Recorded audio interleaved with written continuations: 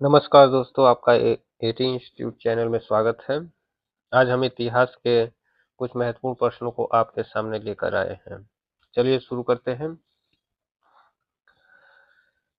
इतिहास के प्राचीन और मध्ययुगीन काल के राजाओं और उनके द्वारा लिखी गई रचनाओं का सही मिलान इस युग में किया गया है। यहाँ देखिए 4 ऑप्शन दिए गए हैं। पहला ऑप्शन है कृष्णदेव राय यानी कि सम्रांगण सूत्रधार और महेंद्र वर्मन मतविलास प्रहसन, सी भोजदेव मानसोल्लास, डी सोमेश्वर अमुक्तक माल्यद। तो इसमें जो हमें बताना है कि सही मिलान किस युग में किया गया है, मतलब लेखक और रचयिता लिखी गई रचना का मिलान करना है। तो इसमें देखिए जो सही उत्तर है वह ऑप्शन नंबर बी है, महेंद्र वर्मन और मत विलास प्रहसन, यानी कि सही युग में ये है। और जो इसमें अन्य अगर ऑप्शनों की बात देखें तो इसमें जो मान सोल्लास है, ये सोमेश्वर तृतीय यानी कि सोमेश्वर थर्ड ने लिखा था। और जो अमुक्त माल्यद है वो कृष्णदेव राय के द्वारा लिखी गई थी। और सम्रांगण सूत्र ये ये राजा भोज यानी कि राजा भोज के द्वारा लिखी गई थी। चलिए अगले प्रश्न की ओर बढ़ते हैं। Periplus of the Erythraean Sea किसने लिखी है? तो यहाँ ऑप्शन दे रखा है Ctesias, option B Pliny, option C Ptolemy, option D Strabo, option E उपयुक्त में से कोई नहीं या फिर उपयुक्त में से एक से अधिक। तो जो इस प्रश्न का सही उत्तर है वह option number E, Periplus of the Erythraean Sea एक ग्रीको रोमन पेरिप्लस यानी कि मनुस्क्रिप्ट डॉक्यूमेंट है। ये रोमन मिस्र के बंदरगाहों से नेविगेशन और व्यापार के अवसरों का वर्णन करता है। इसे लगभग 60 ईस्वी में अलेक्जेंड्रिया के एक अनाम नाविक ने लिखा। इसमें भारत से आयात निर्यात की जाने वाली वस्तुओं का भी उल्लेख किया गया है। चलिए अगला प्रश्न देखते हैं। इनमें से किसने पहली बार ये व्याख्या की थी कि पृथ्वी के अपनी धुरी पर घूमने के कारण प्रतिदिन सूर्य या सूर्योदय एवं सूर्यास्त होता है?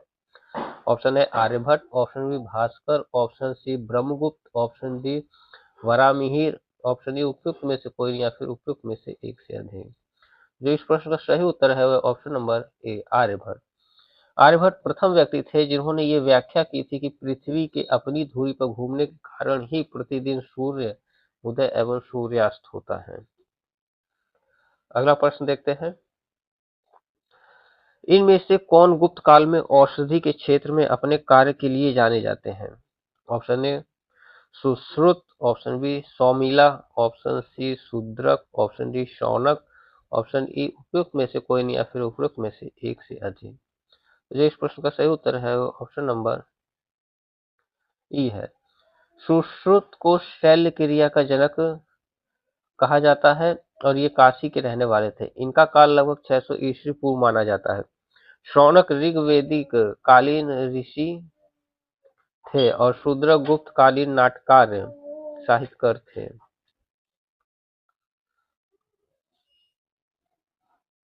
शूद्रक जो थे वो गुप्त कालीन नाटककार साहित्य थे और सौमिला गुप्त कालीन नाटककार है, जिसे कालिदास ने भास और कविपुत्र के साथ याद किया जाता है। इस प्रकार गुप्त काल में औषधि के क्षेत्र में उपयुक्त में से किसी ने कार्य नहीं किया। यद्यपि बिहार लोक ये माना है।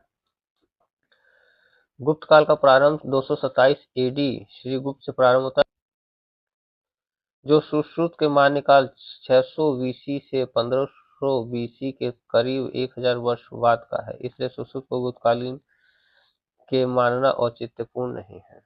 अगला प्रश्न देखिए। अर्थशास्त्र नामक पुस्तक का लेखक कौन था? तो ऑप्शन यहाँ दे रखा है, A Banabhatta, option B Kautilya, option C Charvaka, option C Vishakhadatta. तो जो इस प्रश्न का सही उत्तर है वह ऑप्शन नंबर बी कौटिल्य। इन्हीं को क्या कहते हैं, चाणक्य भी कहा जाता है। चलिए अगला प्रश्न देखते हैं। कवि बाण निवासी थे, कवि बाण निवासी था। ऑप्शन बताना है, ए पाटलिपुत्र का, ऑप्शन बी थानेश्वर का, option C Bhojpur, option D उपयुक्त में से कोई नहीं। हाँ, option C Bhojpur, option D उपयुक्त में से कोई नहीं। तो जो इस प्रश्न का सही उत्तर है वह है ऑप्शन नंबर ए पाटलिपुत्र का। बाणभट्ट हर्षवर्धन के दरबारी कवि थे और ये पाटलिपुत्र क्षेत्र के निवासी थे। हर्षचरित, कादम्बरी, चंडी शतक इनकी प्रमुख रचनाएं हैं। अगला प्रश्न देखिए, पृथ्वीराज रासो के लेखक हैं। Option A Kalhana, option B Vilhana, option C Jayanaka, option D Chandbardai. तो जिस प्रश्न का सही उत्तर है वो ऑप्शन नंबर डी है, चंद्रवरदाई। अगला प्रश्न देखिए, पृथ्वीराज रासो नामक पुस्तक किसके द्वारा लिखी गई। यहाँ चार ऑप्शन दे रखे हैं, जिसमें से बी ऑप्शन सही है, चंद्रवरदाई।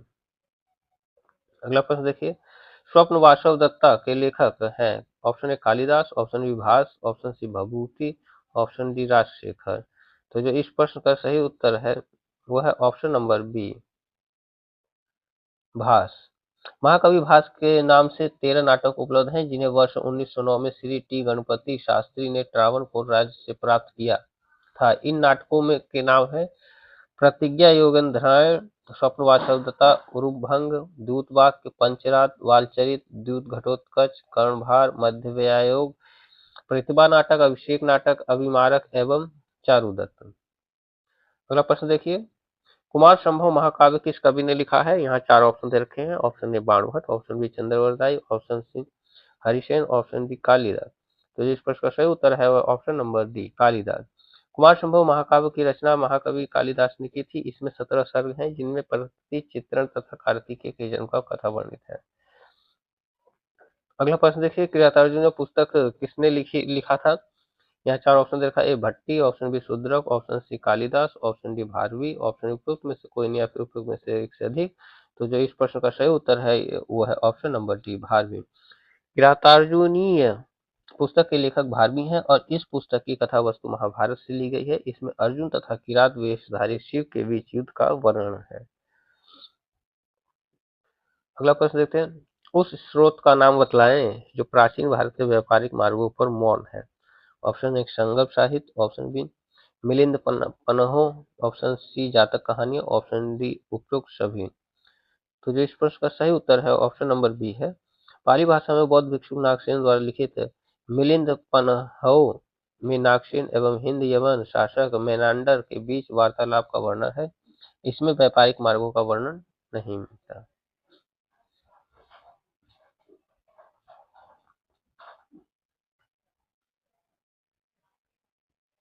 हर्षचरित नामक पुस्तक किसने लिखी। Option A Aryabhatta, option B Banabhatta, option C Vishnugupta, option D Parimal Gupta. जो इस प्रश्न का सही उत्तर है वह ऑप्शन नंबर बी बाणभट्ट है।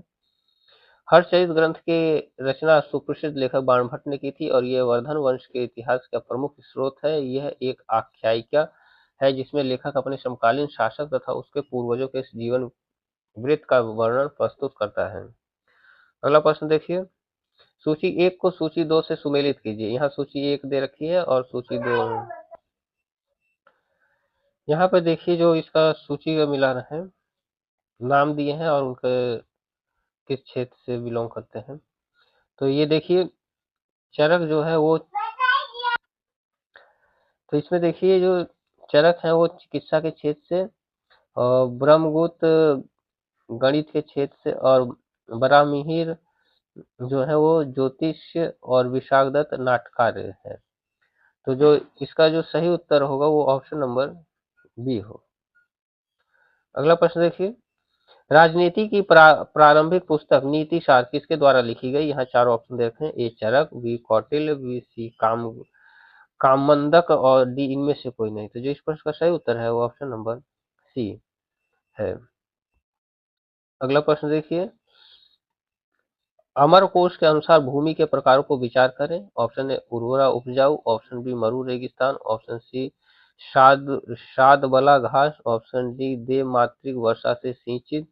निम्न में से कौन सा सही है? यहाँ ऑप्शन दे रखा है ए और बी दोनों सही हैं, बी ऑप्शन दे रखा है सी और डी दोनों, और सी ऑप्शन दे रखा है बी सी और डी ऑप्शन दे रखा है उपयुक्त में से कोई नहीं। तो जो इस प्रश्न का सही उत्तर है वो ऑप्शन नंबर डी है, उपयुक्त में से कोई नहीं।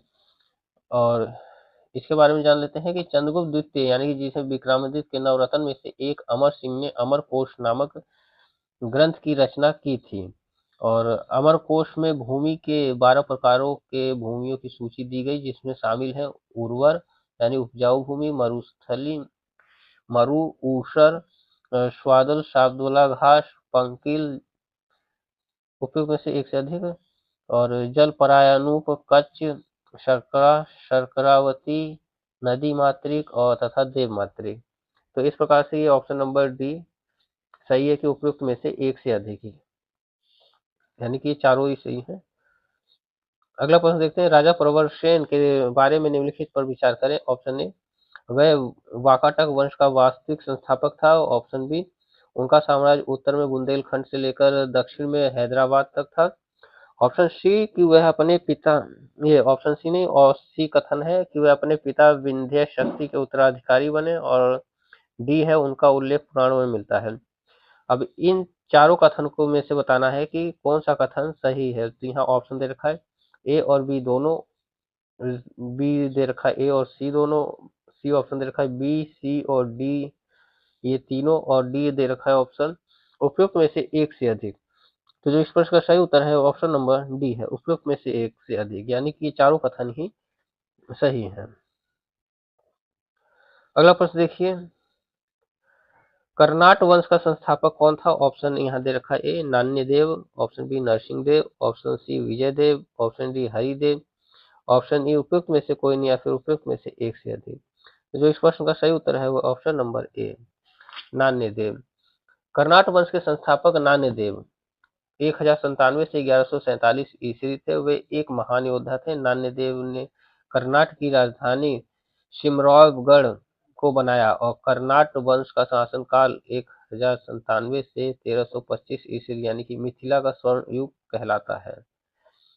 अगला प्रश्न देखिए, कर्नाट वंश का अंतिम शासक कौन था? यहाँ ऑप्शन दे रखा है A Hari Singh, option B Ram Singh, option C Mati Singh, option D Shyam Singh, option A उपयुक्त में से कोई नहीं या फिर उपयुक्त में से एक से अधिक।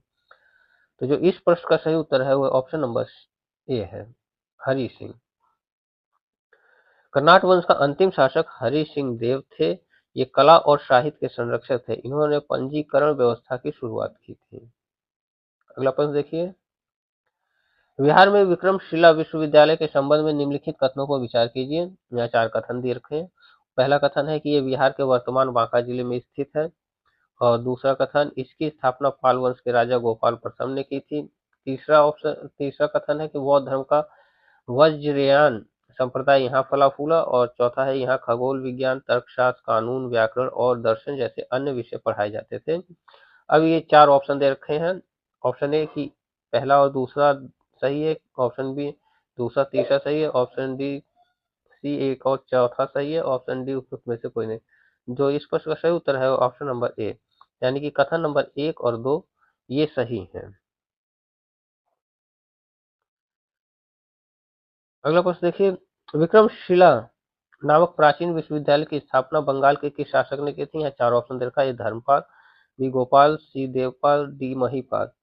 तो जो इस प्रश्न का सही उत्तर है option number A Dharmapala. Vikramashila के प्राचीन बौद्ध विश्वविद्यालय की स्थापना बंगाल के पाल वंशीय शासक धर्मपाल ने 770 से 810 ईस्वी के द्वारा की गई थी। नालंदा विश्वविद्यालय के पतन के बाद ये बौद्ध धर्म के प्रमुख केंद्र के रूप में विकसित हुआ। अगला प्रश्न देखते हैं, विक्रमशिला विश्वविद्यालय किसके द्वारा स्थापित किया गया था? और यहाँ ऑप्शन दे रखा है, ए गोपाल, बी धर्मपाल, सी देवपाल, डी उपयुक्त में से एक से अधिक या ई उपयुक्त में से कोई नहीं। तो जो इस प्रश्न का सही उत्तर है ऑप्शन नंबर बी है, धर्मपाल। मैथिली भाषा का विकास निम्नलिखित में से किसके शासनकाल के दौरान हुआ था? यहाँ चार ऑप्शन दे रखा है, ए पिथिपति, बी चेरो राजवंश, सी आई ओइनिवार राजवंश, डी कर्नाट राजवंश। तो जो इस प्रश्न का सही उत्तर है ऑप्शन नंबर डी है, कर्नाट राजवंश। अगला प्रश्न देखिए, ओदंतपुर शिक्षा केंद्र निम्न में से किस राज्य में अवस्थित था? यहाँ चार ऑप्शन दे रखा है, ए बंगाल, बी बिहार, सी गुजरात, डी तमिलनाडु, ई उपयुक्त में से कोई नहीं या फिर उपयुक्त में से एक से अधिक। तो जो इस प्रश्न का सही उत्तर है वो है ऑप्शन नंबर बी, बिहार।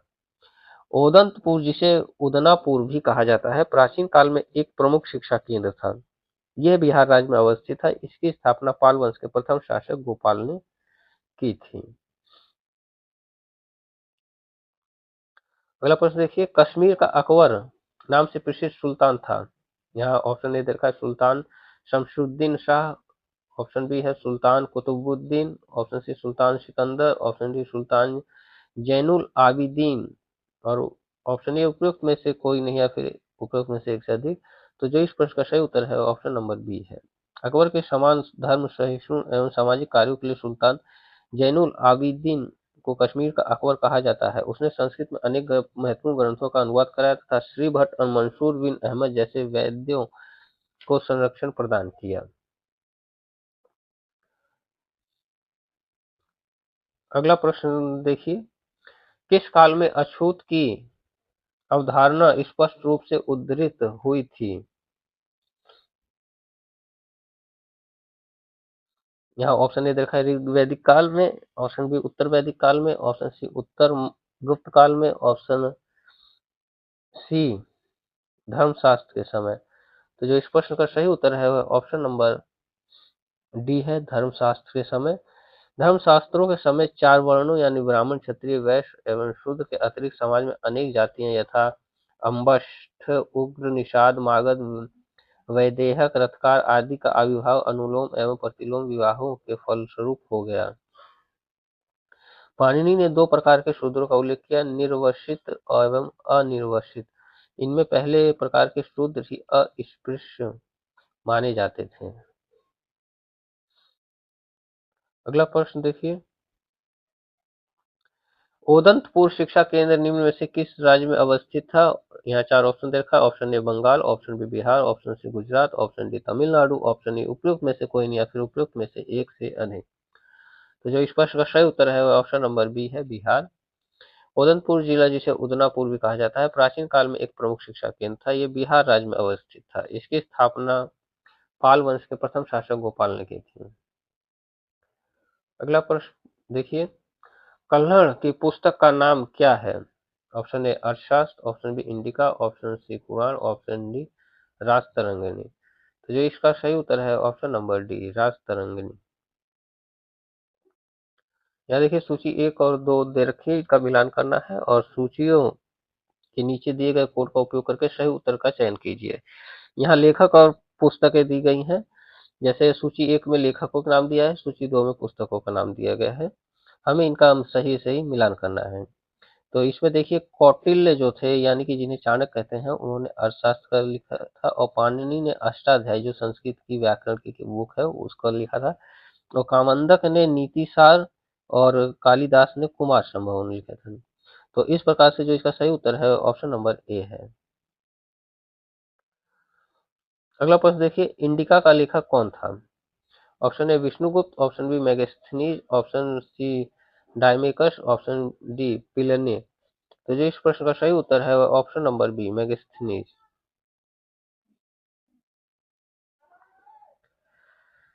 धन्यवाद दोस्तों, आज के लिए इतना ही।